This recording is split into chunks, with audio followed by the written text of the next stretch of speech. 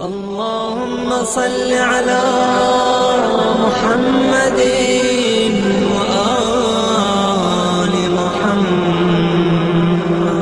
हस्बुनल्लाहु व निअमल वकील, निअमल मौला व निअमन नसीर। अऊज़ु बिल्लाहि मिनश शैतानिर रजीम। बिस्मिल्लाहिर रहमानिर रहीम। अल्हम्दुलिल्लाहि रब्बिल आलमीन। अल्हम्दुलिल्लाहिल्लज़ी अहसा कुल्ल शैइन अददा व जअल लिकुल्लि शैइन अमदा व क़द्दर कुल्ल शैइन तक़दीरा। सुम्मा अस्सलातु वस्सलामु अलन नबिय्यिल उम्मी अल अरबिय्यिल कुरशिय्यिल हाशिमी अल मक्किय्यिल मदनिय्यिल अबतहिय्यित तहामी अल अब्दिल मुअय्यद वर रसूलिल मुसद्दद अल मुस्तफ़ल अमजद अल महमूदिल अहमद हबीब इलाहिल आलमीन अबिल क़ासिम मुहम्मद।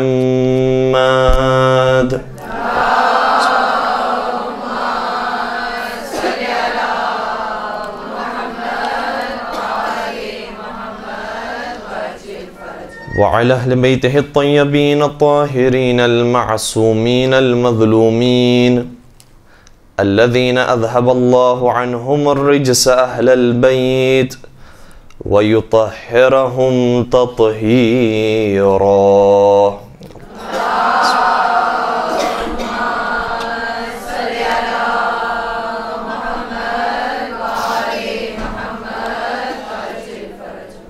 व लअनतुल्लाहि अला अअदाइहिम अजमईन।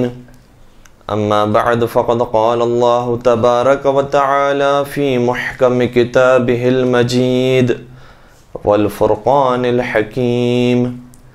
बिस्मिल्लाहिर रहमानिर रहीम। वला तुसल्लि अला अहदिम मिनहुम मात अबदा वला तक़ुम अला क़ब्रिहि इन्नहुम कफ़रू बिल्लाहि व रसूलिहि व मातू व हुम फ़ासिक़ून। दुरूद पढ़ दीजिए मुहम्मद व आले।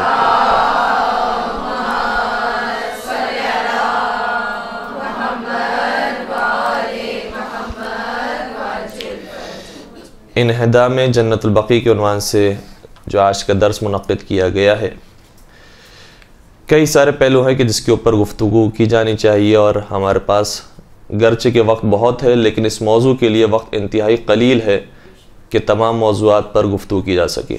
कोशिश करेंगे कि हर मौजू को इशारतन ज़रूर आपकी खिदमत बयान करें ताकि जो मुख्तलिफ़ अब्वाब हैं उसके ख़ुद आप ज़्यादा बेहतर तरीक़े से उन अब्वाब को खोल सकें और उसके ऊपर तहक़ीक़ कर सकें।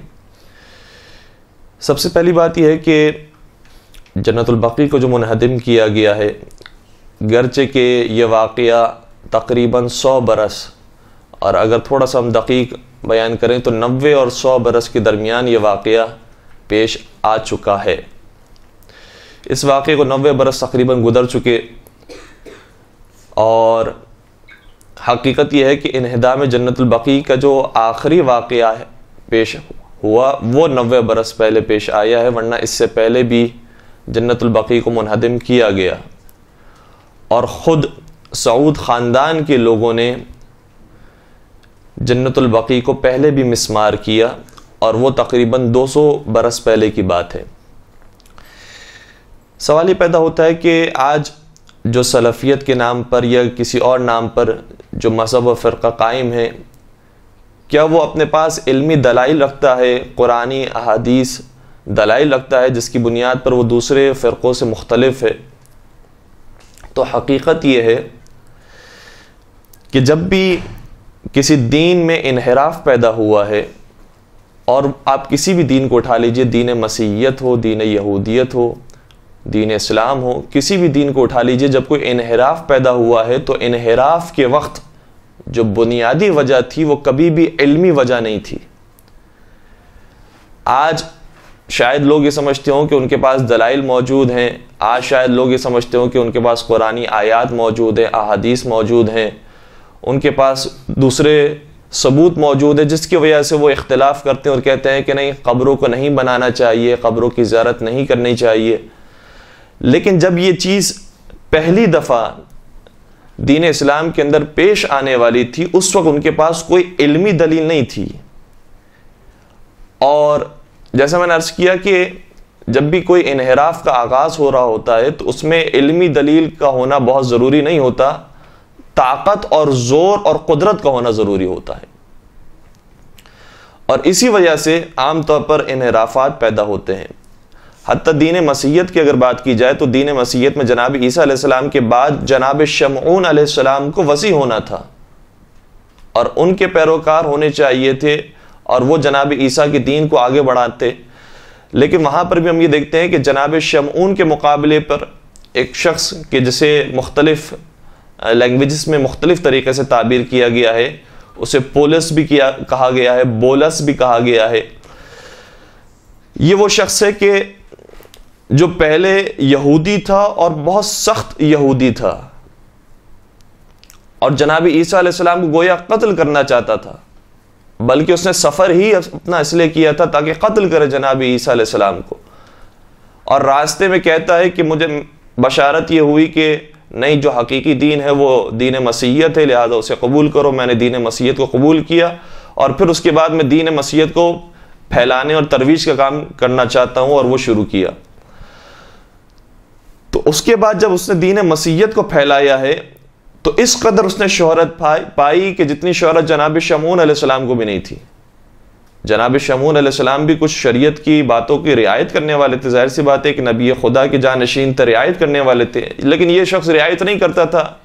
हर एक को बस जनाब ईसा के नाम का गर्विदा बनाना और अपना जो है वो चाहने वाला और मुरीद बनाने के चक्कर में हर एक की बात को सुनना और चाहे वो शरई बात हो गैर शरई बात हो सभी की बातों को कबूल करना, इस तरीके से उसने तबलीग का आगाज़ किया।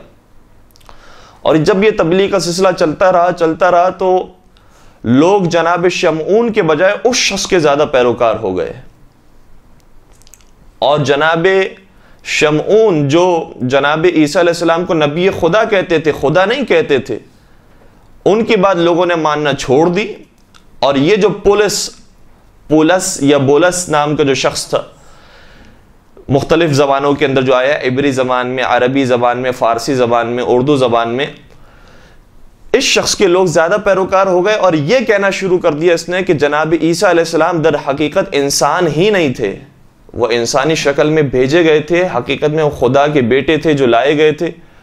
और फिर यह अकीदा ईसाइयों के अंदर रिवाज पाने लगा, जबकि आज भी ईसाइयों में से एक गिरोह ऐसा है कि जो जनाब शमऊन अलैहिस्सलाम की तालीमात पर अमल करता है, लेकिन वो बहुत कम तादाद के अंदर है और आमतौर पर उसका तस्करा नहीं किया जाता।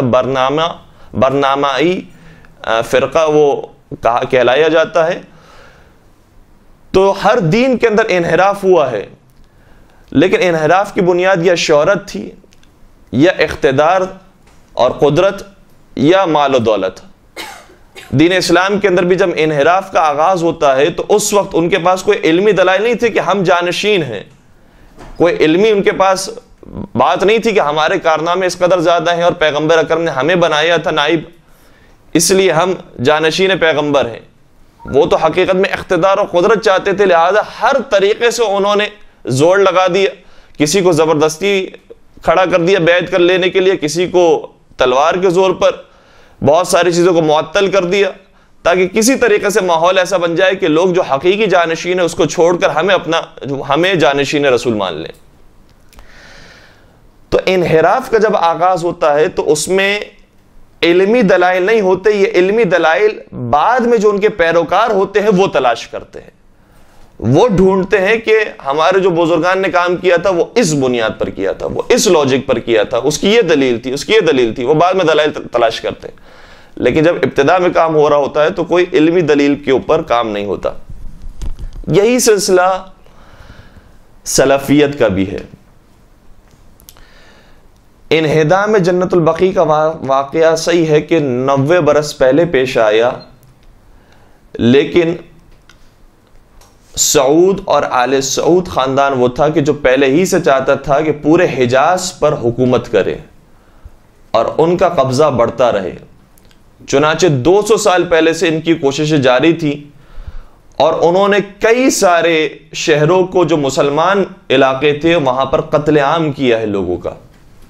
अब मैं आपकी खिदमत में थोड़े से फिगर्स पेश करूं।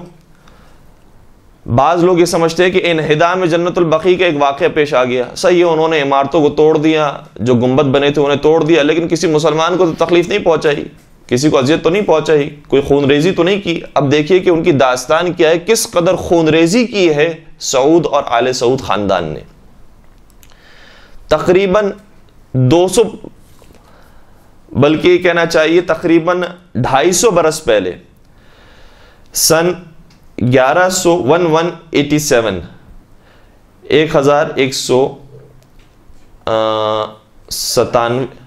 1187 हिजरी में रियाज के इलाके में, जो रियाज आज का कैपिटल है सऊदी अरब का, उस इलाके में उन्होंने 30 साल के अंदर 4000 मुसलमानों को कम से कम शहीद किया।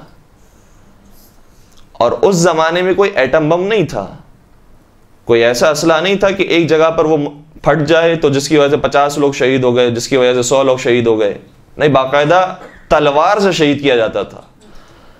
4000 लोगों को सिर्फ 30 साल के अंदर रियाज के शहर में उन्होंने शहीद किया। और ये बर्बरियत देखकर जब लोग फरार करते थे, भाग जाते थे अपना शहर छोड़कर, अपना घर बार छोड़कर, तो कितने लोग ऐसे थे जो भूख और प्यास की वजह से हलाक हो गए। इसके अलावा इससे कुछ पहले की बात है, 1163 हिजरी के अंदर, 1163 हिजरी के अंदर शहर आइन ये नून है, इस शहर के अंदर भी जब वो दाखिल हुए तो अब इसकी तादाद तो जाहिर सी बात है कि तकरीबन अब ये 250 साल पहले का वाक़या हो गया। फिगर्स तो मौजूद नहीं, लेकिन ये ज़रूर मिलता है कि बेदर्दी से बच्चों को, मर्दों को कत्ल किया और औरतों को असीर बनाया, यहाँ तक कि उनके घरों को जला दिया, उनकी खेतियों को जला दिया, पूरा शहर वीराने में तब्दील हो गया, शहर ईयने। फिर सऊद और उसका जो बेटा मोहम्मद बिन सऊद और मोहम्मद बिन अब्दुल वहाब एक ही जमाने के रहने वाले थे। मोहम्मद बिन सऊद के पास तलवार, ताकत और लश्कर मौजूद था, और मोहम्मद बिन अब्दुल वहाब के पास इल्मी दलाइल, कुरानी हवाले, अहादीसी हवाले मौजूद थे। ये दो शख्स आपस में जब मिल गए तो फसाद पैदा हुआ। मोहम्मद बिन सऊद और मोहम्मद बिन अब्दुल वहाब। और हकीकत में जो वहाबियत फ़िरका है उसके बानी का नाम वहाब नहीं है, मोहम्मद है। मोहम्मद बिन अब्दुल वहाब उसका नाम है। और अजीब बात यह है कि जब अपने फ़िरके का नाम रखा तो अपने नाम पर मोहम्मदियत नहीं रखा, बल्कि अपने बाप के नाम पर वहाबियत रखा। तो ये दोनों शख्स जब मिले हैं तो इन्होंने बहुत ज़्यादा खूनरेजी बर्पा की हिजाज के इलाके के अंदर, और उसके बाद भी जो फिगर्स हैं वो बहुत ज़्यादा है कि जो इन्होंने जहाँ जहाँ पर तबाही की है। अब एक एक के बारे में बयान करना भी बहुत ज़्यादा सख्त हो जाएगा। मैं फ़कत इतना अर्ज कर रहा हूँ कि मोहम्मद बिन अब्दुल वहाब और मोहम्मद बिन सऊद आपस में मिलने के बाद इन्होंने पहली मरतबा बुनियाद डाली इस चीज़ की कि मुसलमानों का कत्ले आम किया जाए। और अब जब कत्ल कर रहे थे ये, तो मोहम्मद बिन अब्दुल वहाब की सोच की वजह से मुसलमान को मुसलमान कहकर कत्ल नहीं कर रहे थे, बल्कि मुसलमान को काफिर कहकर कत्ल कर रहे थे। मुसलमानों को काफिर कहकर कत्ल करने का एजाज जाता है मोहम्मद बिन अब्दुल वहाब की गर्दन में। और अगर मोहम्मद बिन अब्दुल वहाब की भी अफकार को देखा जाए तो इसका आगाज कहां से होता है।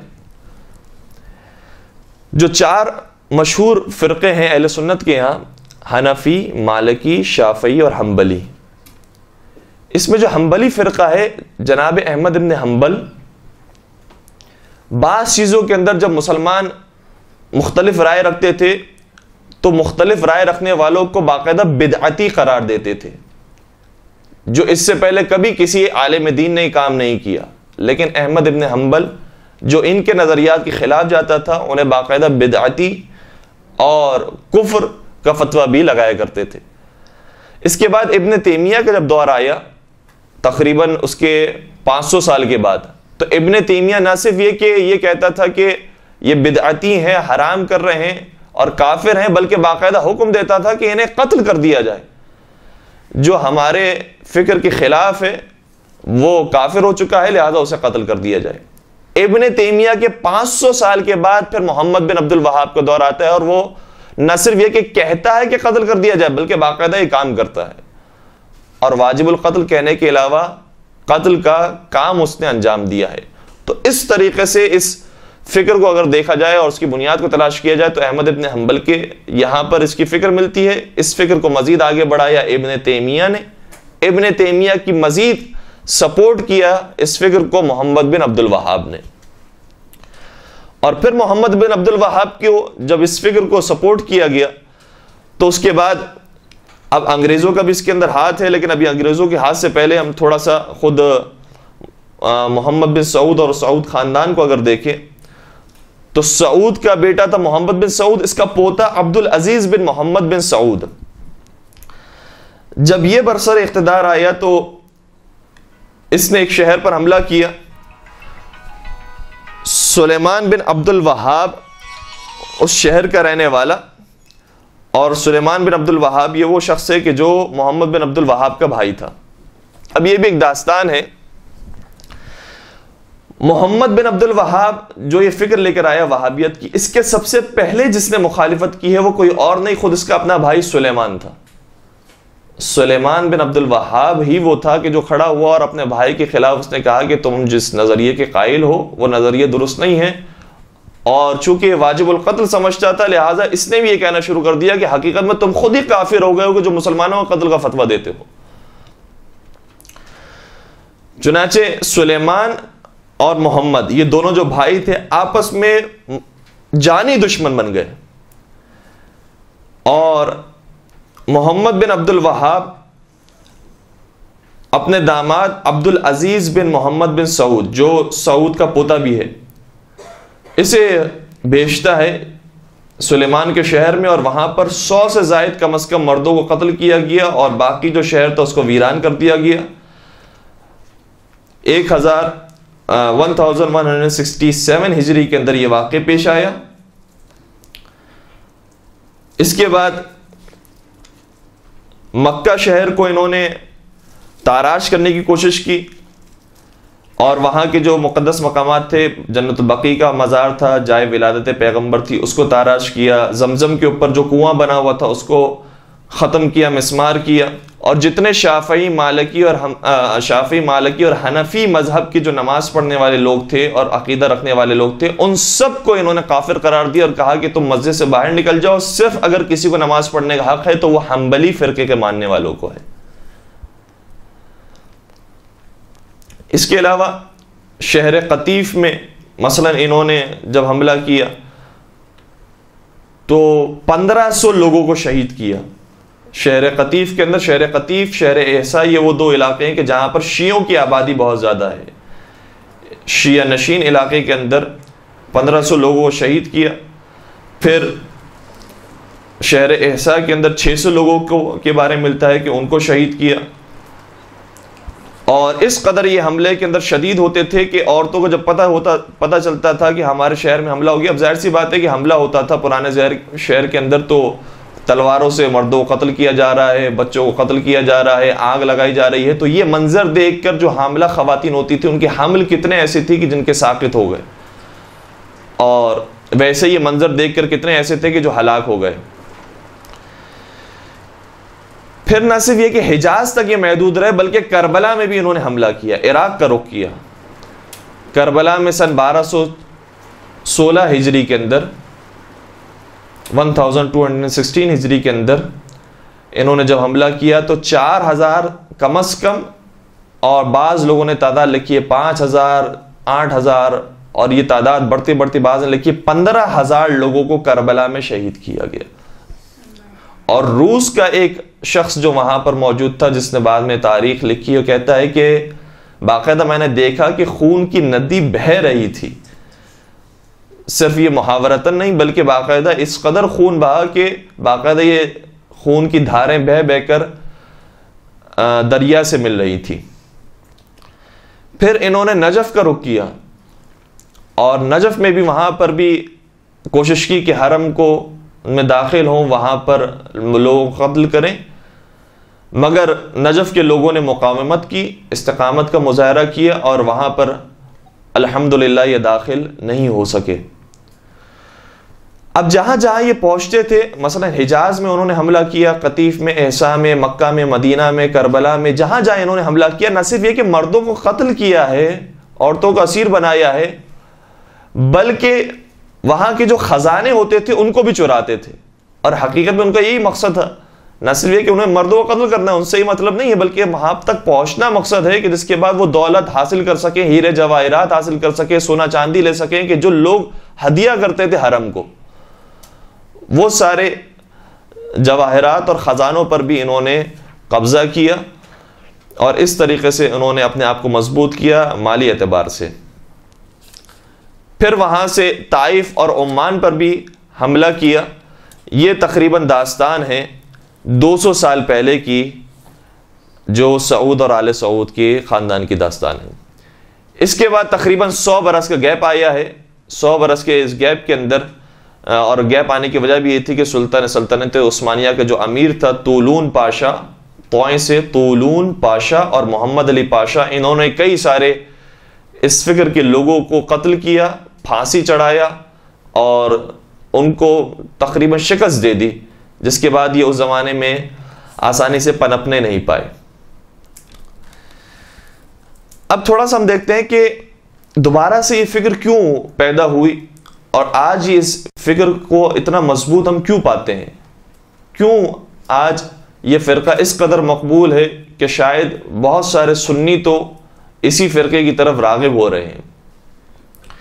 हकीकत यह है कि जब अंग्रेज़ों ने देखा कि अगर हम इस पूरी दुनिया पर हुकूमत कायम करना चाहते हैं तो हमें या तो जो हमारी फ़िक्र के ख़िलाफ़ है उसे कत्ल कर दें, एक ये तरीक़ा था, ये तरीका भी उन्होंने अपनाया।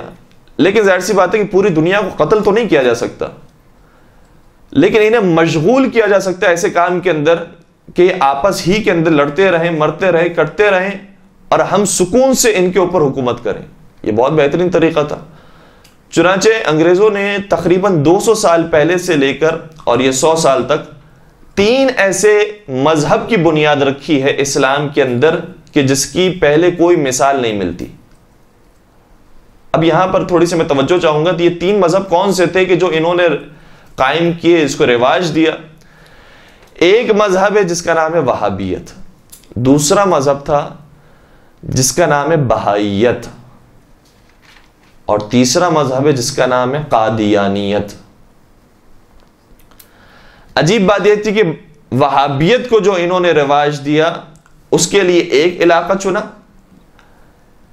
बहाइयत के लिए दूसरा इलाका, कादियानियत के लिए तीसरा इलाका, और तीनों बहुत मेन इलाके थे कि जिसको अंग्रेजों ने चुना है और इंतखाब किया है और उसके बाद इस दीन को रवाज दिया है ताकि लोग जितने गुमराह होते रहें और इसी फिक्र के अंदर रहें कि भाई ये गलत है या सही है और आपस में लड़ते मरते रहें ताकि हम अपना काम सुकून से करते हैं।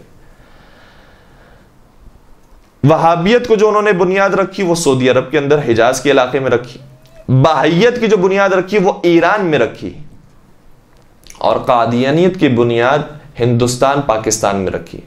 और आज भी आप देखें रमजान जब गुजरा है तो कादियानियत की आवाज बुलंद करने वाले लोग आज भी मौजूद हैं। ताज्जुब होता है, कादियानियत बहुत वाज़े इस्लाम से मुनहरिफ या अकीदा रखने वाले लोग हैं, लेकिन इसके बावजूद आज भी इनकी आवाज उठाने वाले लोग मौजूद है। इसका मतलब यह हुआ कि इनको फंड्स आज भी दिए जाते हैं, आज भी इनको सपोर्ट किया जाता है। तो वहाबियत की बुनियाद रखी गई सऊदी अरब के अंदर। रखने की बुनियाद वजह क्या थी? अब हर एक इलाके के अंदर जिस मजहब को रिवाज दिया गया उसकी खास वजूहात हैं। और हमें तो अभी सारी वजूहात नहीं मालूम, लेकिन जिस जमाने में अंग्रेजों ने काम किया होगा यकीनन बगैर सोचे समझे तो ये काम नहीं किया होगा। जो वजूहात समझ में आती है वो ये है कि हिजाज का इलाका अहले सुन्नत का इलाका था और अहले सुन्नत की वहां पर अक्सरियत थी, लिहाजा वहां पर यह बुनियाद रखी गई। इसके अलावा सऊदी अरब का जो इलाका है वो ऐसी जगह पर वाक़ है कि जहां पर एशिया और अफ्रीका आपस में मिलते हैं, अफ्रीका से करीब करीब का इलाका है। लिहाजा अगर कोई काम पड़ता हो सऊदी अरब और यानी कोई काम पड़ता हो एशिया या अफ्रीका के अंदर, तो सऊदी अरब वो बेहतरीन जगह है कि जहां से दोनों तरफ से इंसान अपना काम करवा सकता है। तीसरी बात यह कि हिजाज और सऊदी अरब का इलाका वो है कि जहां पर पेट्रोल बहुत ज्यादा है, ऑयल के जखायर बहुत ज्यादा है, बल्कि दुनिया के अंदर दूसरे या तीसरे नंबर पर यह सऊदी अरब है कि जहां पर पेट्रोल के जखायर हैं। और अगर इंसान को अपना मुल्क चलाना हो और आज के इंडस्ट्रियलाइज दौर के अंदर, उसके लिए पेट्रोल और ऑयल की बहुत जरूरत है, लिहाजा यह बेहतरीन जगह है, यहां पर सरमाएकारी की जाए। फिर सऊदी अरब के अंदर अरबी जबान बोली जाती है, जितने भी अरब ममालिक हैं सब पर कंट्रोल हो सकता है अगर सऊदी अरब पर कंट्रोल हो जाए। ईरान में फारसी जबान बोली जाती है, लिहाजा जहां जहां फारसी जबान बोली जाती है वहां पर कंट्रोल हो सकता है अगर ईरान पर कंट्रोल हो जाए। हिंदुस्तान में उर्दू जबान बोली जाती है, या पंजाबी या सिंधी या सराइकी या इस किस्म की जबानें बोली जाती हैं कि जो उर्दू से करीब करीब हैं, अगर यहां पर कंट्रोल हो जाए तो जितनी भी ऐसी कौम और जितने भी ऐसे जबान रखने वाले अफराद हैं सब पर कंट्रोल हो सकता है। यह फिक्र मौजूद थी, जिसके बाद अंग्रेजों ने रिवाज दिया है इन तीनों मज़ाहिब को, वरना आज कोई इब्ने तैमिया के नाम से वाकिफ भी नहीं था, आज किसी को मोहम्मद बिन अब्दुल वहाब के नाम का पता भी नहीं था। ये अंग्रेजों की इस कदर से पुष्पनाही मौजूद थी, जिसके बाद आज ये मजहब जब इतना ज्यादा रिवाज पा गया तो अब लोग सवाल करते हैं कि कौन था मोहम्मद बिन अब्दुल वहाब, कौन था इब्ने तैमिया, वरना जिस जमाने में इन्होंने जिंदगी गुजारी उस जमाने में खुद इन्हीं के लोग जो थे वो उन्हें कबूल नहीं करते थे, खुद इन्हीं के लोगों में इनका नाम मौजूद नहीं था। लिहाजा आज हमें बहुत सारी बातें इब्ने तैमिया के बारे में, मोहम्मद बिन अब्दुल वहाब के बारे में नहीं मालूम है, क्योंकि उस जमाने के लोगों ने इन्हें मुहिम शख्सियत ही नहीं समझा कि इनके बारे में कुछ लिखा जाए। तो आज ये फिक्र जब बाकी रह गई तो अब हम सवाल करते हैं कि इनका बानी कौन था, इनकी बुनियाद रखने वाला कौन था। तो सलफियत को जो बुनियाद रखा गया है सऊदी अरब के अंदर, उसकी ये वजूहात। फिर बहाइयत को आप खुद ब खुद महसूस कर सकते हैं कि वहां पर ईरान के अंदर चूंकि शिया पॉपुलेशन ज्यादा है, लिहाजा शियों को भी कंट्रोल करने के लिए। फिर ईरान वो इलाका है कि जो यूरोप से करीब है, तो एशिया और यूरोप के दरमियान पुल की हैसियत रखता है ईरान, लिहाजा वहां पर एक कंट्रोल करने की वजह यह थी। फिर ईरान के अंदर गैस के जखायर सबसे ज्यादा है, दुनिया में सबसे ज्यादा गैस के जखायर ईरान के पास मौजूद है, और चौथे नंबर पर पेट्रोल के जखायर मौजूद है। अगर वहां कंट्रोल कर लेता है तो ये अपनी सारी जो कुदरत है जो ईरान के पास है उससे इस्तेफादा कर सकेगा। हिंदुस्तान के ऊपर कब्जा करने की वजह क्या थी कि हिंदुस्तान मजहबी अकीदत रखने वालों की सबसे ज्यादा तादाद हिंदुस्तान के अंदर है, मजहबी जज्बात रखने वालों की सबसे ज्यादा तादाद हिंदुस्तान पाकिस्तान के अंदर है। यहां पर आप किसी को भी अल्लाह, रसूल, सहाबा, अहले बैत के नाम पर जो काम करवाना चाहे करवा सकते हैं। शिद्दत पसंदी हिंदुस्तान, पाकिस्तान, बर्रे सगीर के लोगों के अंदर बहुत ज्यादा है। लिहाजा अगर ये हमारे कंट्रोल में आ जाते हैं तो एक बहुत बड़ा सरमाया होगा जो हमारे पास आ जाएगा। इन्हें किसी भी तरीके से कहीं पर भी लड़वाना हो, किसी से मुकाबला करवाना हो, किसी को कत्ल करवाना हो, आसानी से काम हो सकता है, जो आज हो रहा है। आज सबसे ज्यादा शायद कत्ल करने वाले यही बर्रे सगीर के लोग हैं कि जो एक दूसरे को कत्ल कर रहे हैं। और इसके अलावा फिर हिंदुस्तान के अंदर ऐसी जड़ी बूटियां, ऐसे नबातात, ऐसे पौधे, ऐसे फूल, ऐसे फल यहां पर उगते थे और उगते हैं कि जो दुनिया में कहीं नहीं उगते। लिहाजा इस एतबार से भी यह जरखेज मुल्क है, इस पर कब्जा इस एतबार से भी किया जा सकता है, इसके फवाइद बहुत ज्यादा हैं। तो 3 मुख्तलिफ इलाकों में अंग्रेजों ने बाकायदा फंडिंग करके, बाकायदा पैसे देकर और ठीक ठाक पैसे खर्च कर कर यहां पर इन 3 मज़ाहिब की बुनियाद रखी। और जाहिर सी बात है कि ये पैसे आम आवाम को नहीं मिलते, जो हकीकत में लीडर होता है उस लीडर की जेब में जाते हैं। चुनांचे आज आप देखें कि सऊदी अरब के जो खानदान है, शाही खानदान, वो पूरे मक्का मदीना, पूरे इस्लामी हुकूमत पर रियासत करने वाला, कुदरत रखने वाला है, लेकिन इसके बावजूद जब उसके घर की हालत देखें तो आपको मालूम होगा कि जैसे यूरोप और अमेरिका के अंदर भी जो सूरत हाल नहीं होती घरों के अंदर, वो इनके घरों के अंदर सूरत हाल है। जिसकी बात कभी कभार क्लिप्स आती हैं, कभी कभार जिनके घरों के बारे में जो उनके नौकर, इनके खादमीन होते हैं, जब इन्हें फारिग किया जाता है तो वो रिपोर्ट करते हैं कि हमने इनके घरों में क्या क्या देखा है। तो वहां पर भरपूर पैसा खर्च किया अंग्रेजों ने, जिसके बाद ये 3 मजहब रिवाज पाए।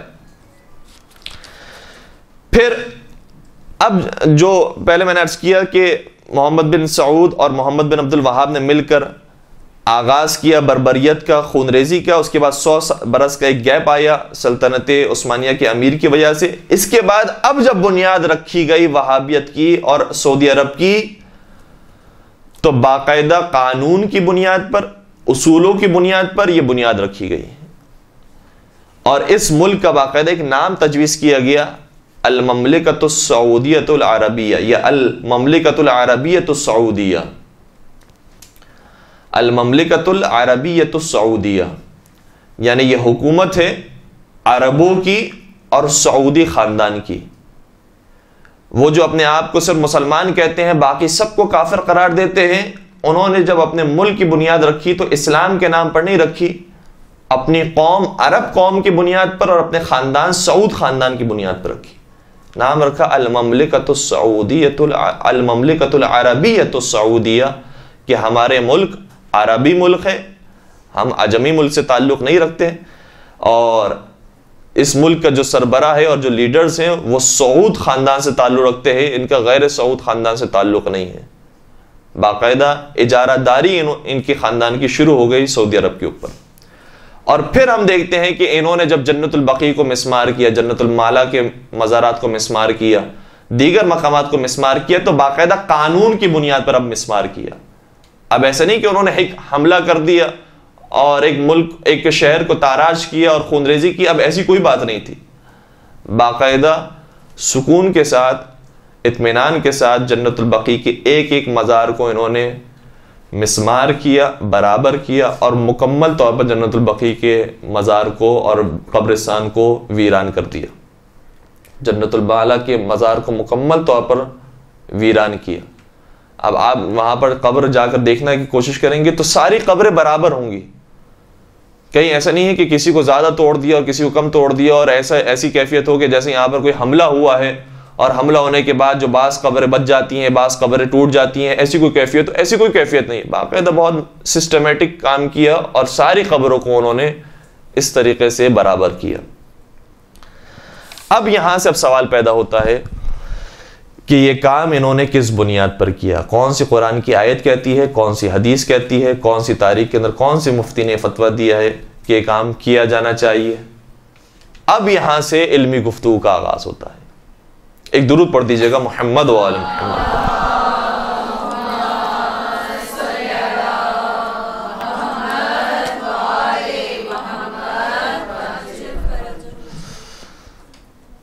कुरान मजीद की किसी आयत में यह हुक्म नहीं आया, ना काफिरों के बारे में, ना मुशरिकों के बारे में, ना बेदीनों के बारे में, कि इनकी जहां कब्र देखो, इनका जहां गुंबद देखो, इनकी जहां इमारत देखो, इसको गिरा दो, मिस्मार कर दो। अगर कोई हुक्म आया है, जैसे मस्जिद ज़रार के बारे में अगर कोई हुक्म आया है, तो वो उस बुनियाद पर आया है कि ये फितने की जगह है, ये फसाद की जगह है, ये मुसलमानों के अंदर इख्तिलाफ की जगह है, यहां से जुल्म पैदा होता है, वो बातें मुख्तलिफ हैं। लेकिन अगर एक यहूदी, एक ईसाई ने अपने किसी डॉक्टर का, अपने किसी बड़े लीडर का एक मज़ार बनाया है, गुंबद बनाया है, तो क्या किसी मुसलमान को यह हक हासिल है कि उसके मस्जिद, इसके गुंबद को तोड़ दे? किसी मुसलमान को यह हक हासिल नहीं कि किसी ईसाई लीडर के गुंबद को, कि जो कोई ऐसे फितने का मरकज नहीं बनाया गया है, उसे तोड़ दे। कहीं कुरान की किसी आयत ने नहीं कहा। अगर तोड़ने का हुक्म नहीं है, हमने तोड़ने के अंदर तो काम नहीं किया, लेकिन क्या वहां जाकर जियारत कर सकते हैं, वहां खड़े रहकर जियारत कर सकते हैं? ये जियारत करने भी आपको मालूम है कि नहीं देते, तो क्या जियारत नहीं करना चाहिए? क्या कुरान ने कहा है? कुरान मजीद की एक आयत है, लेकिन उस आयत को साबके और लाहिकी के साथ देखा जाए तो समझ में आएगा कि उसका हुक्म क्या है। सूरह तौबा की आयत नंबर 84, सूरह तौबा सूरह नंबर 9 आयत नंबर 84 के अंदर इरशाद होता है कि वला तुसल्लि अला अहद मिनहुम मात अबदा। ए रसूल, आप नमाज जनाजा न पढ़ाएं। या नमाज जनाजा के मानों में सलात से निकला, और सलात के दो माने होते हैं, एक नमाज के माना, एक दुआ के माना। आप इनके लिए दुआ न करें कि जो मर गए हैं, आप इनके लिए नमाज जनाजा न पढ़ाएं कि जो मर गए हैं, कभी भी आप ये काम न करें, अबदा। वला तकुम अला कब्रिही, और ना इनकी कब्र के ऊपर आप खड़े रहें। इनकी कब्र के पास खड़े रहना भी मुनासिब नहीं है, लिहाजा वहां पर खड़े भी ना रहें। लेकिन ये किसके बारे में कहा जा रहा है? किसकी कब्रों के बारे में कहा जा रहा है कि आप खड़े न रहें, इनके ऊपर नमाज जनाजा ना पढ़ें, इनके लिए दुआएं मगफिरत ना करें। इन्नहुम कफरू बिल्लाहि व रसूलिही, वो लोग कि जिन्होंने अल्लाह का कुफ्र इख्तियार किया और रसूल अल्लाह का कुफ्र इख्तियार किया। मुझे बताइए कि क्या कभी मौलाए मुत्तकियान ने, मौला हसन ने, मौला हुसैन ने नाउजुबिल्ला कुफ्र खुदा, कुफ्र रसूल खुदा इख्तियार किया? जब हम जाते हैं इनकी ज़ियारत करने के लिए तो कहते हैं कि अस्सलामु अलैका या हुज्जत अल्लाह, ए अल्लाह की हुज्जत आप पर हमारा सलाम हो। अल्लाह की हुज्जत है, आप अल्लाह का इनकार करने वाले नहीं है, रसूल खुदा का इनकार करने वाले नहीं है, बल्कि अल्लाह के भेजे हुए हैं। अस्सलामु अलैका या सार अल्लाह, अस्सलामु अलैका या वली अल्लाह, इस तरीके से हम सलाम करते हैं। तो ये जो अल्लाह के पूरी जिंदगी अल्लाह के नुमाइंदे थे और तौहीद का पैगाम आम करने वाले थे, उनकी कब्रों पर अगर कोई खड़ा रहता है और दुआएं मगफिरत करता है या नमाज जनाजा पढ़ता है उनकी कब्र के पास जाकर, या खड़ा रहता है इस कस्से के ये एक मोहतरम जगह है, तो फिर कुरान मजीद ने हुक्म नहीं दिया कि कोई गलत काम किया जा रहा है या हराम का काम किया जा रहा है, बल्कि खुद इस आयत से साबित होता है कि सिर्फ उस वक्त ये हराम काम और गुनाह का काम होगा कि जब इंसान ऐसे लोगों के कब्रों के पास जाकर दुआएं मगफिरत करे, उनकी कब्रों के पास एहतराम के साथ खड़ा रहे कि जो काफिर हो गए हैं। और जाहिर सी बात है कि काफिरों का कोई मक्का मदीना से कोई ताल्लुक नहीं कि जिनके कब्रिस्तान को बनाया गया और फिर इन्होंने मिसमार किया। और फिर कुरान आगे कह रहा है वमातू वहुम फासिकून, और ये मर गए जबकि ये फिस्को फजूर के साथ जिंदगी गुजारने वाले थे और फिस्को फजूर के साथ दुनिया से रुखसत हुए। कौन लोग? कि जो कुफ्र करते थे अल्लाह का और रसूल का। तो कुरान मजीद की आयत ये बयान नहीं कर रही है, बल्कि अजीब बात यह है कि कुरान मजीद में ऐसे लोगों को कि जो सारी जिंदगी खुदा का पैगाम, रसूल खुदा का पैगाम आम करने वाले, तो उनको एहतराम करने का हुक्म दिया गया है। और कई सारी आयतें इस सिलसिले के अंदर आई हैं। सूरह माइदा की आयत नंबर 2 के अंदर इरशाद हो रहा है या अय्युहल्लज़ीना आमनू ला तुहिल्लू शाइरल्लाह, ऐसा ईमान ईमान शाइरुल्लाह की बेहतरामी ना करो। शाइरुल्लाह से क्या मुराद है? शाइरुल्लाह यानी वो लोग, वो हस्तियां कि जिन्हें हम देखते हैं, जिनकी ज़ियारत करते हैं तो अल्लाह याद आता है। और ये तो वो है कि जिनको जिंदगी में कहा जाता था कर्रमल्लाहु वजहहू, ए अली आपके चेहरे को देखते हैं तो हमें खुदा याद आता है।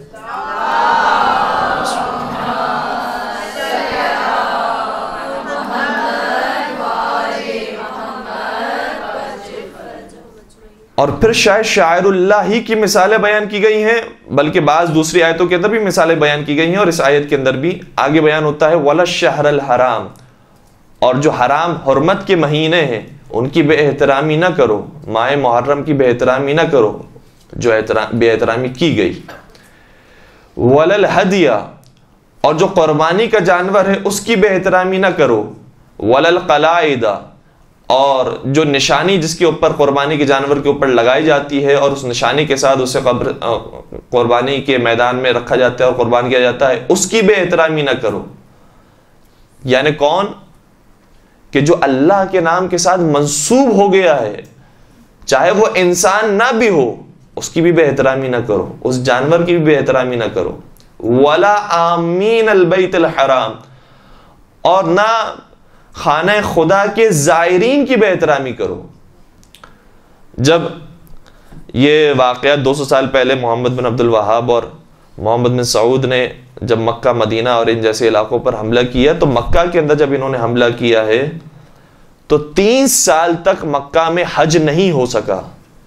3 साल तक ज़ायरीन नहीं आ सके हज अंजाम देने के लिए, क्योंकि वो काबिज थे और किसी को अपने अलावा मुसलमान नहीं मानते थे।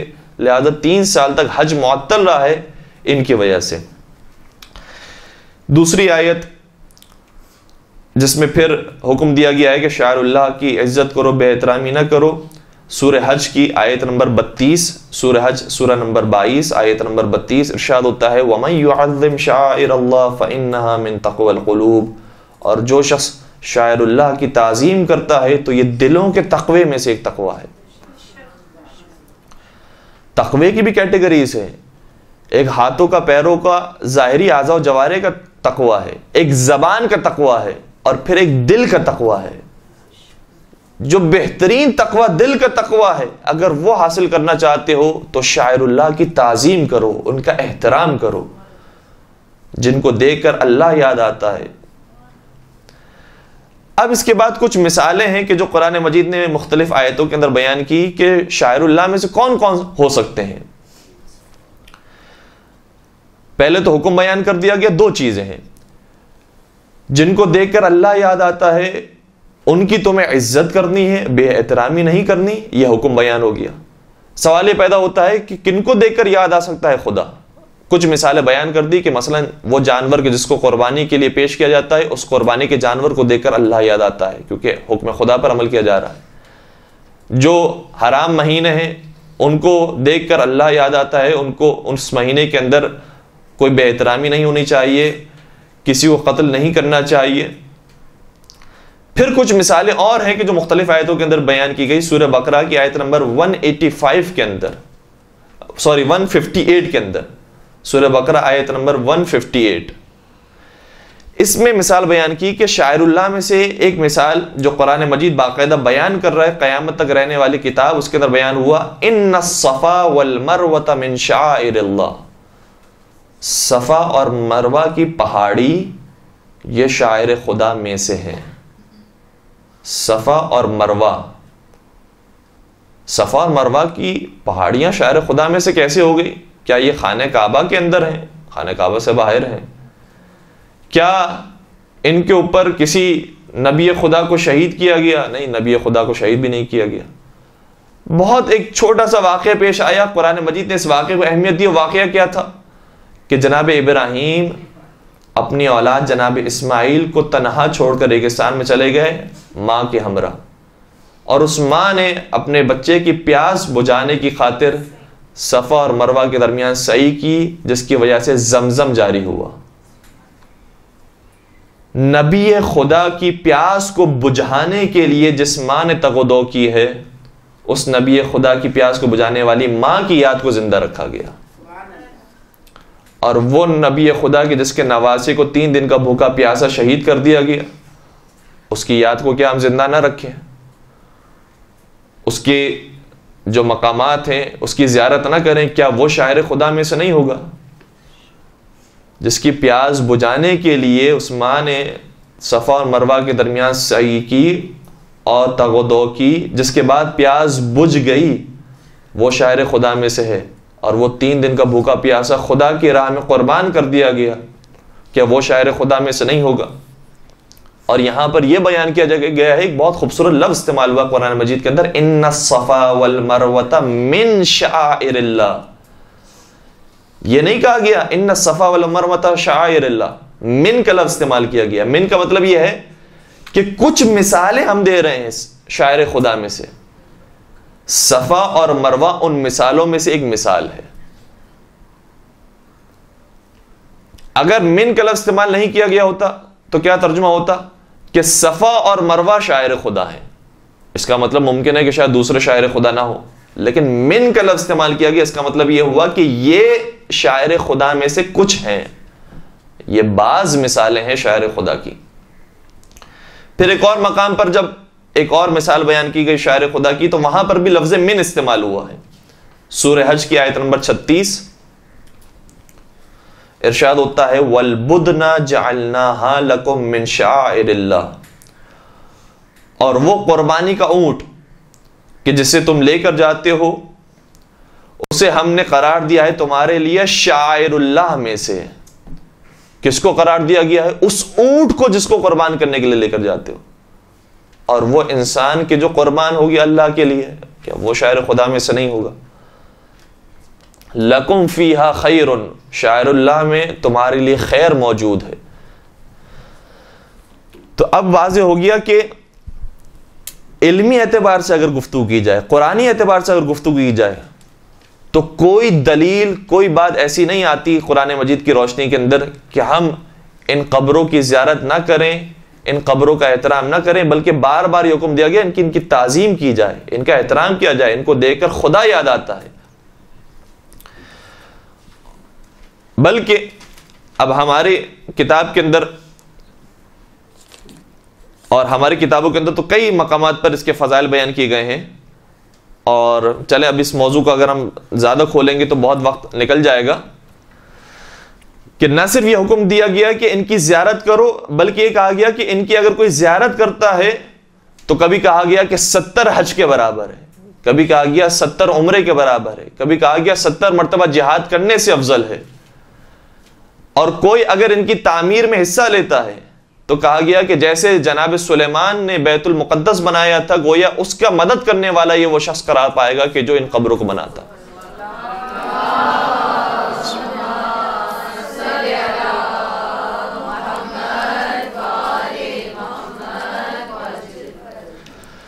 तो कुरान में तो बार बार एहतराम करने का हुक्म दिया गया। इसके अलावा अब अहादीस की तरफ हम आते हैं।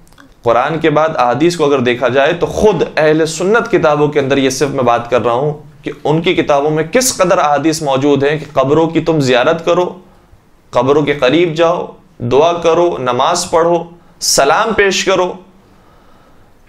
चंद एक रिवायतें आपकी खिदमत में अर्ज कर रहा हूं। एक जगह पर शाह फरमाया, पैगंबर अकरम खत्म मरतबा हजरत मोहम्मद मुस्तफ़ा सल्लल्लाहु अलैहि वसल्लम शाह फरमाते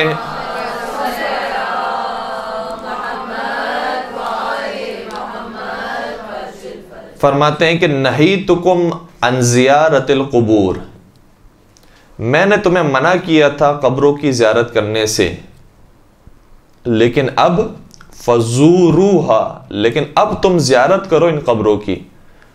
पहले मना क्यों करार दिया गया था? इसलिए कि लोग बिलखुसूस जो मुसलमान नहीं थे, मसीहियत यहूदियत के मानने वाले थे, वो जब जाते थे इन कब्रों के पास तो इन कब्रों की न सिर्फ ये कि ज़ियारत करते थे, उन्हें एहतराम देते थे, बल्कि बाकायदा सजदे करते थे। और उन्होंने इन्हें माबूद समझा हुआ था, बुत समझा हुआ था, और इन्हें जाकर सजदे किया करते थे। चूंकि ये काम करते थे, लिहाजा पैगंबर ने मना फरमाया कि जो दौर जाहिलियत के लोग अंजाम दिया करते थे वो काम ना करो। लेकिन अब जब ज़माना तब्दील हो गया, लोग समझ गए कि सजदा सिर्फ खुदा को किया जाता है, सिर्फ खुदा वो है कि जो इबादत के लायक है, अलबत्ता वो कि जिसने अपनी जान खुदा की राह में कुर्बान की है, मोमिनीन है, सालिहीन है, शोहदा है, उनकी कदरदानी करने के लिए अब अगर कोई शख्स ज़ियारत करता है तो उसके अंदर कोई मुज़ायक़ा नहीं है। लिहाजा पैगंबर शाह फरमाते हैं फ़ज़ूरूहा, तुम इसकी ज़ियारत करो, फ़इन्नहा तज़कुरुकुम अल-मौत, क्योंकि ये तुम्हें मौत की याद दिलाता है। ज़ियारत के बहुत सारे फ़वाइद में से एक ये भी है कि इंसान को ज़ियारत जब इंसान करता है तो मालूम होता है, ज़ाहिर सी बात है, कब्रिस्तान में अगर किसी वली खुदा की खबर नहीं है, किसी नबी खुदा की खबर नहीं है, किसी एक आम सी खबर पर जाता है तो एक तसव्वुर ये होता है कि आज ये सोया हुआ है, कल मुझे भी सोना है इसी कब्र के अंदर, कल मुझे भी मरना है। तो मौत की याद, कब्र की याद, आखिरत की याद कब्रिस्तान में जाने से पैदा होती है। लेकिन अगर किसी वली खुदा की कब्र पर गया है, किसी नबी खुदा की कब्र पर गया है, तो न सिर्फ ये कि मौत की याद पैदा होती है, बल्कि उस शख्स की कदरदानी भी होती है। लोग कहते हैं कि कब्र पर जाकर लोग कब्र परस्ती करते हैं, कब्र परस्ती नहीं करते, कदरदानी करते हैं। लोग कब्र परस्ती नहीं करते, हक परस्ती करते हैं। लोग कब्र परस्ती नहीं करते, खुदा तरसी के अंदर मुब्तला होते हैं। लिहाजा कब्रों के अंदर, कब्रों की तरफ जाने से इंसान को ये सारे फवायद हैं कि जो हासिल होते हैं, और ना सिर्फ ये कि मौत की याद आती है, बल्कि वो अफराद की जो इस दुनिया से रुखसत हो गए हैं और उन्होंने खुदा की राह में ज़िंदगी गुजारी है, उनकी कदरदानी होती है। इसके अलावा भी अब कई सारी रिवायतें हैं कि जो यहाँ पर मैंने जिक्र की थी, लेकिन अगर इसे पढ़ा जाएगा तो काफ़ी वक्त गुजर जाएगा। जो रिवायात के अंदर जिक्र हुआ वो आपकी खिदमत में मैंने अर्ज़ कर दिया कि इसका किस कदर सवाब हमारी रिवायतों के अंदर भी मौजूद है और फिर अहले सुन्नत किताबों के अंदर भी मौजूद है। बाकायदा ये रिवायत मौजूद है कि एक रात पैगंबर जनाब आयशा के हुजरे से बाहर निकलते हैं और जनाब आयशा को ये गुमान हुआ कि किसी और के हुजरे में दाखिल होने के लिए गए हैं पैगंबर, लिहाजा वो भी पीछे पीछे चलने लगी। देखा कि पैगंबर मदीना छोड़कर जन्नतुल बकी की तरफ चले गए और जब जन्नतुल बकी से वापस पलटने लगे तो जनाब आयशा दौड़ते दौड़ते अपने हुजरे में वापस आकर लेट गई, लेकिन चूंकि उनकी सांसों की आवाज बुलंद थी, पैगंबर समझ गए कि जनाब आयशा ये उनके पीछे पीछे आई थी। सवाल करते हैं कि क्यों तुम मेरे पीछे आई थी, उसकी पूरी दास्तान उन्होंने बयान की।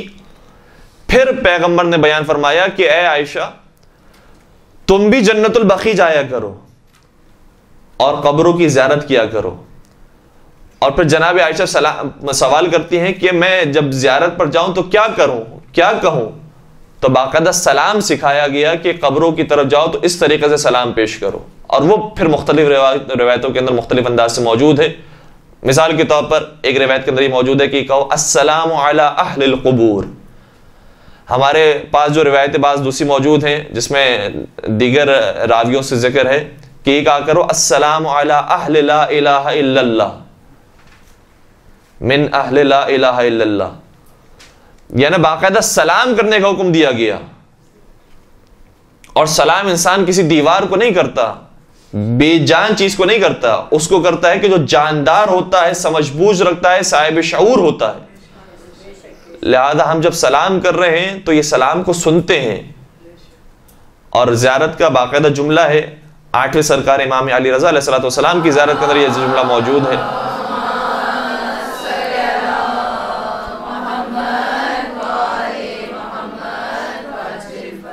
कि मौला जब हम आपको सलाम करते हैं तो तरद्दून सलामी, आप जवाब सलाम देते हैं, लेकिन हमारे कान और आपके आवाज के दरमियान परवरदिगार ने एक पर्दा हाइल कर दिया है जिसकी वजह से हम उन आवाजों को सुन नहीं सकते।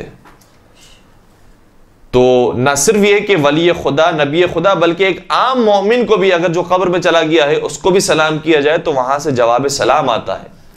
इसीलिए पैगंबर अकरम ने बयान फरमाया, ऐ आयशा जब कब्रिस्तान जाया करो तो अहले कब्र को सलाम करो। तो ये रिवायतें बेपना किताबों के अंदर मौजूद है। लिहाजा इल्मी एतबार से कोई ऐसा नुक्ता पोशीदा नहीं है कि जिसके बारे में ये कहे कि नहीं अभी इसके ऊपर गुफ्तगू होनी चाहिए, डिबेट होनी चाहिए और फिर फैसला होना चाहिए कि काम जायज़ है या जायज़ नहीं है। और सबसे बड़ी दलील ये कि 200 साल पहले तक जितने मुसलमान गुजरे हैं, जितने उलमा गुजरे हैं, जितने मुफ्ती गुजरे हैं, जितने मराजिन, जितने मुर्शिदीन गुजरे हैं, किसी एक ने भी करार नहीं दी, हराम करार नहीं दिया कि कब्रिस्तान में जाना हराम है, कब्रों को बनाना हराम है, लिहाजा इसे मिस्मार कर दिया जाए, वहां पर जाने वाले काफिर हो गए, मुशरिक हो गए, वाजिबुल कत्ल हो गए।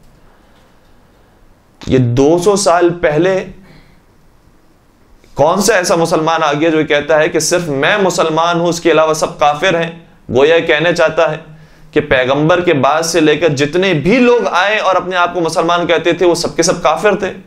उस जमाने में कोई मुसलमान नहीं था। ये कब्रें बनती रहीं, इसका एहतराम किया जाता रहा, लोग आकर ज़ियारत करते रहे और कोई उस जमाने में किसी आलिम ने और किसी मुफक्किर ने ये नहीं कहा कि ये काम गलत काम है। अब 2 हदीसें मैं आपकी खिदमत में ऐसी अर्ज कर रहा हूं जो सही बुखारी के अंदर मौजूद है और बड़ी अजीब हदीसें हैं।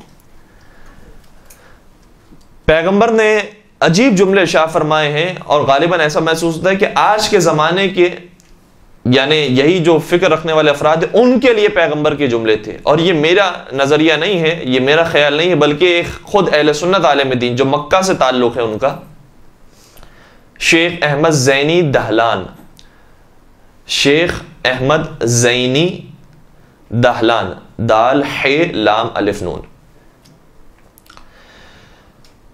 फ़िक़्ह शाफ़ई से इनका ताल्लुक़ है और मुफ्ती होने के साथ साथ फ़क़ीह होने के साथ साथ मुअर्रिख़ भी थे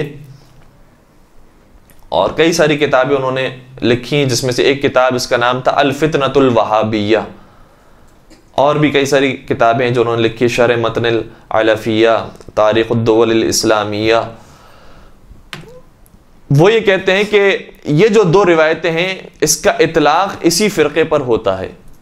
सही बुखारी के अंदर दो रिवायतें मौजूद हैं। जनाब इब्न उमर से है ये रिवायत कि कहते हैं क़ाला, उन्होंने कहा ज़कर नबी, नबी ने फरमाया अल्लाहुम्मा बारिक लना फ़ी शामिना, परवरदिगारा हमारे लिए शाम के अंदर बरकत अता फरमा। फिर फरमाया अल्लाहुम्मा बारिक लना फ़ी यमनिना, और यमन में हमारे लिए बरकत अता फरमा। वहां पर जो लोग असहाब मौजूद थे उन्होंने सवाल किया कालू वफ़ी नजदिना, आप नज्द के बारे में भी दुआ फरमाइए कि नज्द के इलाके में भी बरकत नाजिल हो। और नज्द का इलाका वो है कि जहां से वहाबियत का आगाज हुआ है। तो पैगंबर ने जवाब दिया काला अल्लाहुम्मा बारिक लना फी शामिना अल्लाहुम्मा बारिक लना फी यमनिना।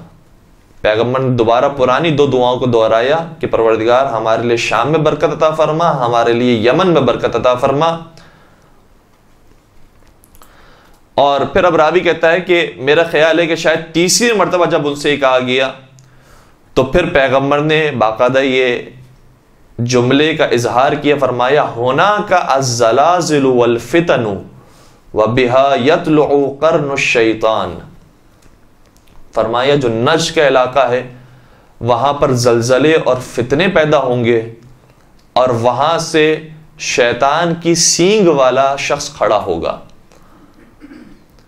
अब शैतान की सींग वाले शख्स से क्या मुराद है, खुद ज़ैनी दहलान ने भी लिखा है और दूसरे जो मुफक्किरीन उन्होंने भी लिखा है कि जब ये अमामा बांधते हैं तो अमामे का इनका अंदाज ऐसा होता था कि सामने की तरफ से दो पट्टियां बांधी जाती थी अमामे के ऊपर, कि दूर से अगर कोई शख्स देखेगा तो ये महसूस करेगा कि जैसे बाकायदा इनके सर के ऊपर दो पट्टियों की वजह से दो सींग बनी हुई है। पैगंबर ने इरशाद फरमाया कि वहां से शैतान की सींग वाला शख्स खड़ा होगा।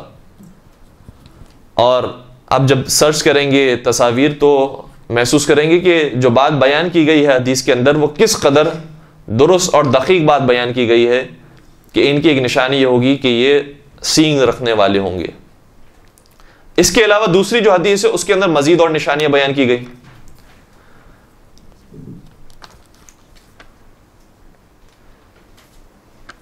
यह हदीस भी सही बुखारी के अंदर मौजूद है। हदीस का जुमला यह है कि अन अबी सईद अल खुदरी, अबू सईद खुदरी से ये रिवायत है अन नबी सल्लल्लाहु अलैहि वसल्लम अल्लाहुम्मा सल्लि अला मुहम्मद व मुहम्मद वजल फरज।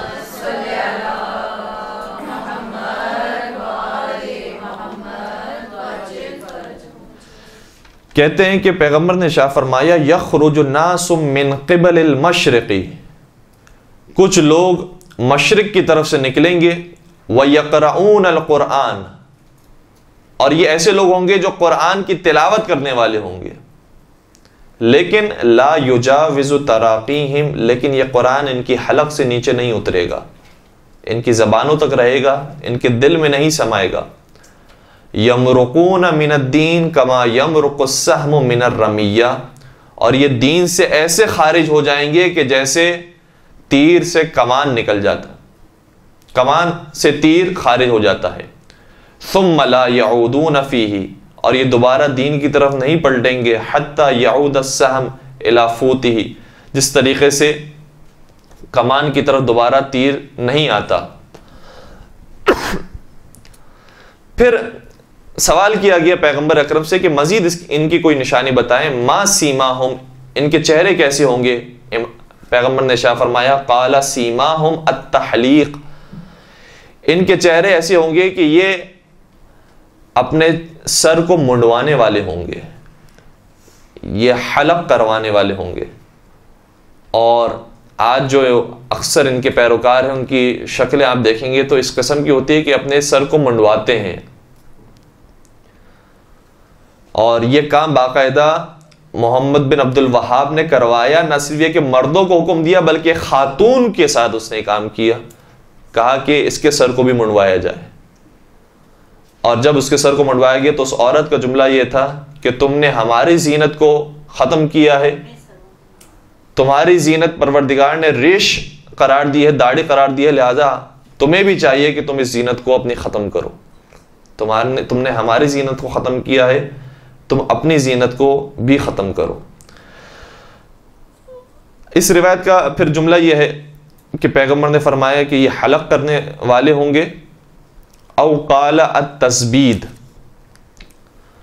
बाज इसके अंदर ये बयान करते हैं कि इससे मुराद ये है कि या ये हलक करवाने वाले होंगे, ये अपने मूंछों को तराशने वाले और काटने वाले होंगे, और ये सिफात भी इनके अंदर ज़्यादा पाई जाती है।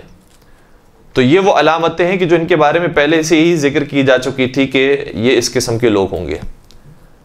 आखिरी चंद बातें मैं अर्ज कर रहा हूं, अब एक दूसरे टॉपिक की तरफ। हमने बात का आगाज किया कि वहाबियत का आगाज कैसे हुआ, सलफियत का आगाज कैसे हुआ, इन्होंने किस किस किस्म से काम अंजाम दिए, न सिर्फ कि जन्नतुल बकी को, मज़ारात को मिसमार किया, बल्कि इसके अलावा कई सारे मजालिम जो इन्होंने ढाए। फिर इनके पास कोई इल्मी दलील, कोई कुरानी दलील नहीं थी, बल्कि कुरान और हदीस इनके खिलाफ बयान कर रही है। तीसरी बात यह है कि हत्ता इनके बारे में पैगंबर ने पहले से बशारत दे दी थी कि ये आने वाली है कौम, लिहाजा इस कौम की निशानियां पहले से पैगंबर ने जिक्र फरमा दी। अब इनका मुकाबला, इनके साथ गुफ्तगू, इनके साथ मुज़ाकरा, इनके साथ मुनाजरा, इनके साथ मुकालमा कैसे किया जाए, इसके बारे में वैसे तो कुरान मजीद की आयत यह है कि उदउ इला सबील रब्बिका बिल हिकमति वल मौइज़तिल हसना वजादिलहुम बिल्लती हिय अहसन, कि लोगों को हिकमत के साथ, अच्छी नसीहत के साथ और अच्छे मुजादले के साथ और अच्छे मुज़ाकरे के साथ दीन की तरफ लेकर आओ। लेकिन कुछ ऐसी बातें हैं कि जो बहुत जुज़ई बातें होती हैं और बहुत अंदर की राज की बातें होती हैं जो हर एक नहीं जानता है। ऐसे अफराद जानते हैं कि जो इन्हीं से ताल्लुक़ रखते हों। लिहाजा मैं अब ऐसे शख्स का तस्करा कर रहा हूं कि जो पहले खुद बहुत बड़ा वहाबी आलिम दीन था, फिर आहिस्ते आहिस्ते दूसरे रास्ते की तरफ आया, यहां तक कि शिया हुआ और आज बहुत बड़ा शिया आलिम दीन है।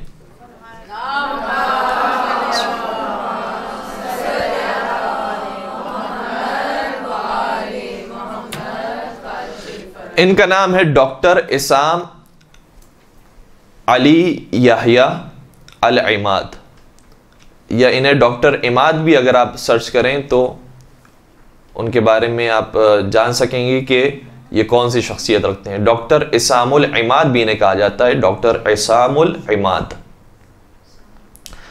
और बाकायदा इन्होंने शायद एक अपने दर्स के अंदर बयान किया, अब मेरे जहन में वो पूरी बात नहीं रही, कि सऊदी हुकूमत ने इनके सर की कीमत रखी है कि अगर कोई इनका सर लेकर आता है तो उसका इनाम $1 मिलियन है।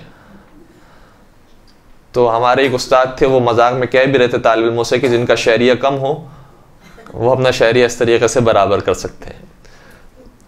तो डॉक्टर इसामुल इमाद ये कुम के अंदर अब रहते हैं, कुम के अंदर दर्स देते हैं और बहुत बेहतरीन इनके लेक्चर्स होते हैं इस मौजू पर जो मुनाजराती गुफ्तगू होती है। उन्होंने एक किताब लिखी कि नक़द वहाबियत अज़दरून, फारसी में इसका तर्जुमा हुआ नक़द वहाबियत अज़दरून, यानी अंदर ही से वहाबियत को तनकीद का निशाना कैसे बनाया जा सकता है, यानी खुद उन्हीं की किताबों से उन्हीं के ऊपर कैसे तनकीद की जा सकती है, इसके ऊपर उन्होंने किताब लिखी थी। फिर उन्होंने जो बात बयान की वो ये कहते हैं कि अगर इनका मुकाबला और इनसे मुनाजरा, इनसे गुफ्तगू करनी हो तो दो बातों का इंसान को जरूर ख्याल रखना चाहिए।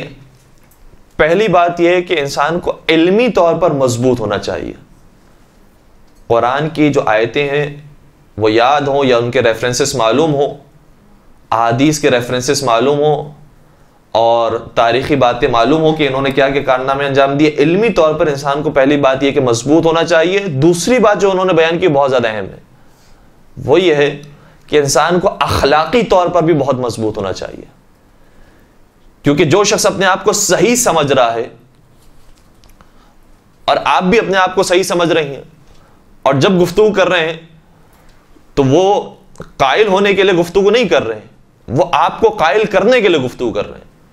तो कभी कभार वो ऐसे लफ्जों को इस्तेमाल करेंगे, कभी कभार ऐसी बातें कह जाएंगे कि जो इंसान के तहम्मुल से बाहर होंगी।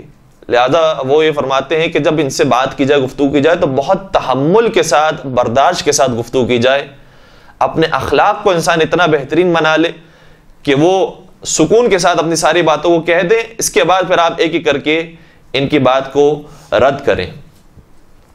और बाकायदा उनके अब मुनाजरे हैं जो होते भी हैं, और जाहिर सी बात है कि शहर कुम के अंदर मुकम्मल तौर पर इनको हिफाजत दी जाती है जब ये लेक्चर्स देते हैं और इनकी आमदोरफ्त होती है।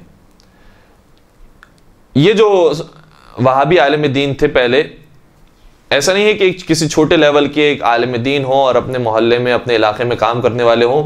बाकायदा जो सबसे बड़ा मुफ्ती है सलफियों का, बिन बाज, उस मुफ्ती के ये दर्स के अंदर 4 साल तक गए हैं। और फिर इन्होंने किताबें जब लिखी तो उसमें से एक किताब शियों के खिलाफ लिखना चाह रहे थे, और उसी किताब के दौरान इन्हें शियत के बारे में पता चला, शियों के इमामों के बारे में पता चला, उनसे मोहब्बत अकीदत बढ़ी, और उसके बाद ये शिया बने।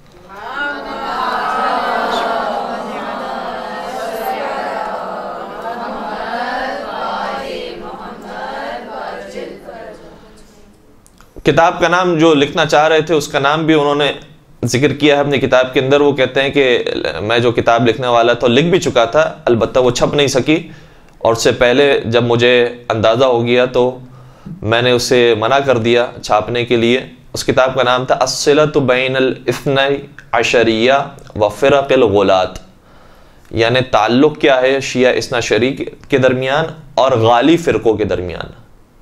तो शियों को भी ये गाली फ़िरका साबित करने के लिए इस पर तहकीक कर रहे थे कि ये भी खुदा समझते हैं, मिसाल के तौर पर आइम्मा को, हज़रत अली को, और ये साबित करने के लिए जब वो अहादीस को पढ़ रहे थे तो पता चला कि वाक़ई अली के फ़ज़ाइल ही इतने ज़्यादा हैं कि जिसके बाद इन्होंने मज़हब हक्का को कबूल किया।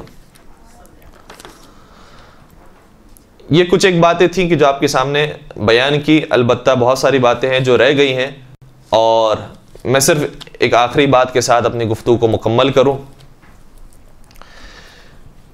कि आज जब फंडिंग इन्हें की जा रही है बैरूनी ममालिक की वजह से भी, और ख़ुद इनके अंदरूनी भी जो ताल्लुकात हैं जिसकी वजह से, तो उस फंडिंग्स की वजह से आज सबसे ज़्यादा जो तबलीग किसी दीन की और किसी मज़हब की जा रही है तो वहाबियत है।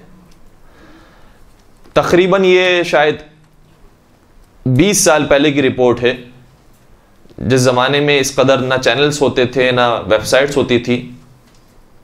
उस ज़माने की रिपोर्ट के मुताबिक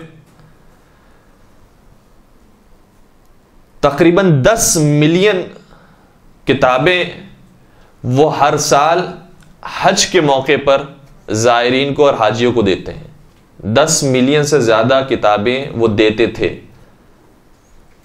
आज शायद हम अपने आप का जायज़ा अगर लेना शुरू करें तो किताबों का अभी जो कुतुब मेला लगा था बाज़ जगहों पर, ख़ुद वहाँ पर पढ़ने वालों की, वहाँ का शौक़ रखने वालों की, और किताबें कितनी छपी गई हैं इसका अंदाज़ा आपको भी बखूबी है। शायद 1 मिलियन तक भी उसकी तादाद ना पहुँची हो। वो हर साल 10 मिलियन से ज़्यादा उस ज़माने में कुरान तकसीम करवाते थे, और आज जाहिर सी बात है हाजियों की तादाद जितनी बढ़ गई है, हर साल किस कदर वो कुरान मजीद तकसीम करवाते हैं, और उसके अंदर जाहिर सी बात है उन्हीं का तर्जुमा है, उन्हीं की तफसीर है, और सिर्फ कुरान मजीद नहीं है बल्कि उसके साथ साथ कितनी और दीगर किताबें हैं कि जो अपने मज़हब की वो तकसीम करते हैं। जो तादाद पहले की जिक्र की गई है, मिसाल के तौर पर 40,000 उनकी वेबसाइट्स मौजूद थी, अब तो 40,000 क्या शायद 40 मिलियन उनकी वेबसाइट्स होंगी जो मुख्तलिफ ज़बानों के अंदर अरबी, फ़ारसी, उर्दू, इंग्लिश, फ्रेंच और जितनी भी ज़बानें तकरीबन दुनिया जहाँ के अंदर बोली जाती है और मकबूल हैं, तमाम ज़बानों के अंदर वहाबियों ने काम किया है। फिर टीवी चैनल्स भी सबसे ज़्यादा जो चैनल्स पाए जाते हैं किसी मज़हब के, अगर वो इस्लामिक चैनल है, इस्लाम के नाम पर बना हुआ चैनल है, तो सबसे ज़्यादा चैनल्स इन्हीं के हैं। केबल ऑपरेटर्स जितने हैं उनकी तादाद सिर्फ पाकिस्तान की नहीं, दुनिया जहाँ के अंदर जितने भी हैं वहाँ पर सबसे ज़्यादा इन्हीं के केबल ऑपरेटर्स हैं कि जो काम करते हैं। और टीवी चैनल्स भी अगर देखा जाए तो कुछ आलमी सतह के होते हैं, कुछ मुल्की सतह के होते हैं, कुछ सूबाई सतह के होते हैं। जिस सतह की आप बात कर लें, सब के अंदर सबसे ज़्यादा चैनल्स इनके मौजूद हैं। और यह हमारे लम्हा फ़िक्रिया है कि अगर इनका मुकाबला करना होगा तो जाहिर सी बात है कि वो आवाम के जो नादान है, जो जाहिल है, जो नहीं जानते इनके बारे में, अगर उनका मुकाबला करना है तो इनके बारे में हमें भी कुछ ना कुछ काम करना पड़ेगा कि इनकी हिस्ट्री लोगों के सामने रखी जाए। और आज अगर कोई शख्स चैनल नहीं बना सकता, वेबसाइट नहीं बना सकता, तो कम से कम वो व्हाट्सएप के जो खुद यूज़ करता है, वो फेसबुक के जो खुद यूज़ करता है, वो ट्विटर के जो खुद यूज़ करता है, वो सोशल अकाउंट जो खुद यूज़ करता है, उनके बारे में उनको इस्तेमाल करते हुए इनके बारे में मालूमात दी जाएं कि इनकी तारीख क्या रही है और इनके जो अकायद हैं वो कुरान और सुन्नत से मुतज़ाद अकायद हैं। तो यही शायद बहुत बड़ा काम होगा कि जो मोहम्मद व आले मोहम्मद के लिए हम कर सकेंगे। इंशाअल्लाह परवरदिगार तौफीक दे कि मोहम्मद व आले मोहम्मद का पैगाम हम दुनिया जहाँ के अंदर आम कर सकें। सीरत मोहम्मद व आले मोहम्मद पर चलने की तौफीक अता फरमा। पालने वाले, ये माह मुबारक रमज़ान हमसे रुखसत हो गया। माह मुबारक रमज़ान में जो हमने तेरी क़ुर्बत को हासिल करने की कोशिश की, हमने अपने आप को बदलने की कोशिश की, पालने वाले सारी ज़िंदगी अल्लाह वाला बनने की हम सबको तौफीक अता फरमा। इसी रास्ते पर रहने की हमें तौफीक अता फरमा। हिदायत के बाद हमें गुमराही के रास्ते की तरफ ना डाल दे। पालने वाले, जो जहाँ जहाँ शियाने हैदर करार पर जुल्म ढाने वाले हैं, पालने वाले अगर काबिल हिदायत है तो इनकी हिदायत फरमा, अगर काबिल हिदायत नहीं तो इन्हें नीस्त नाबूद फरमा। पालने वाले जन्नतुल बकी के मिस्मार मज़ारात की तामीर नौ के असबाब जल्द जल्द पैदा फरमा। जन्नतुल माला और जहाँ जहाँ इन्होंने कब्रों को जो मुक़द्दस मकामात है मिस्मार किया, पालने वाले उन तमाम की मज़ारात की तामीर नौ के असबाब जल्द जल्द पैदा फरमा। हम सबको 4 मासूमीन की ज़ियारत नसीब फरमा। हज और उम्रे की ज़ियारत हम सबको नसीब फरमा। पालने वाले तमाम मोमिनीन की जायज़ शरई हाजात को पूरा फरमा। जो रिज़्क़ हलाल की परेशानी मुब्तला है उनके लिए रिज़्क़ हलाल अता फरमा। जो रिज़्क़ हलाल कमा रहे उनके रिज़्क़ में बरकत वसअत व कसरत अता फरमा। पालने वाले तमाम मरीज़ों को शिफ़ाए कामिल और आजिला अता फरमा। तमाम मज़ालिम से इंतकाम के लिए अपनी आखिरी हुज्जत और हादी इमाम असर व ज़मा के ज़हूर में ताजील फरमा। हमें उनके आवान व अंसार आशिकीन व मुहिब्बीन में शुमार फरमा। रब्बना तक़ब्बल मिन्ना इन्नका अंतस समीउल अलीम व तुब अलैना इन्नका अंतत तव्वाबुर रहीम बिरहमतिका या अरहमर राहिमीन।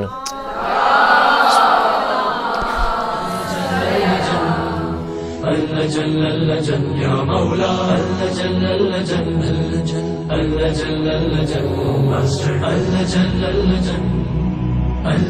या साहिब समा